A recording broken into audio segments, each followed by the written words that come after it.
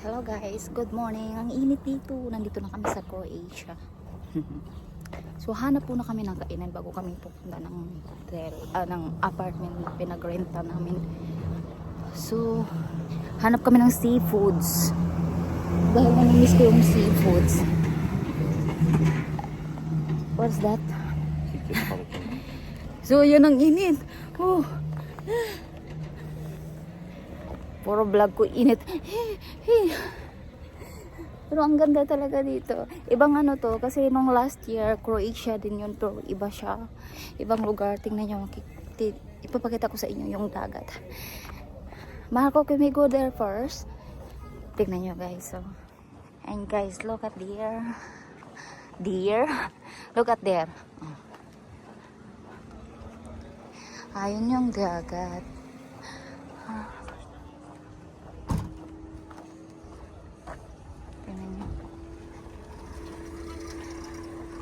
Magbi-beach na sila, oh. Oh.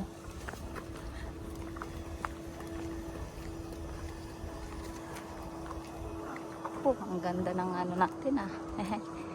Oh, di ba? Ang ganda. Tignan nyo.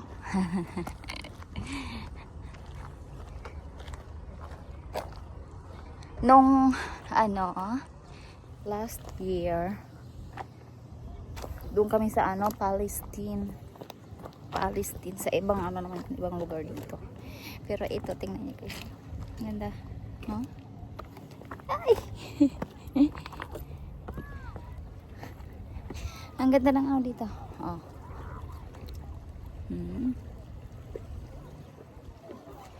Naligo yung ano, aso. Oh, tingnan. Ang isaw. Ulo. At saka doon. And there.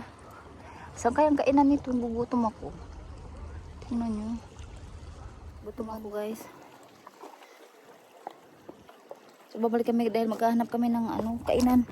Gugutom ako. Pag biyahe kami wala kaming kaing ano, matino. Tingnan nyo pa taas, pa baba. Tingnan nyo doon, bahay. Yan, nasa taas. Oh, sa taas sila. Dagat. Sariwa yung ano, hangin ng ano.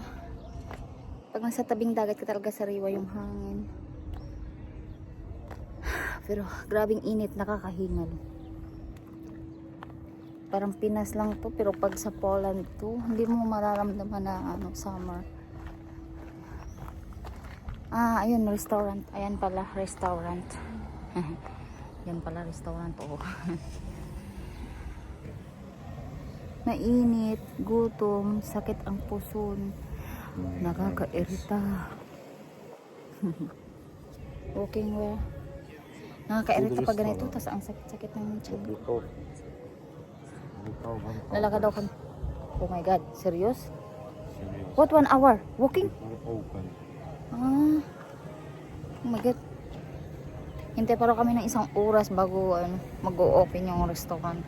Akala ko dito lang kami kakain. May restaurant naman dito. Pero seafoods kasi hinahanap ko. So yun.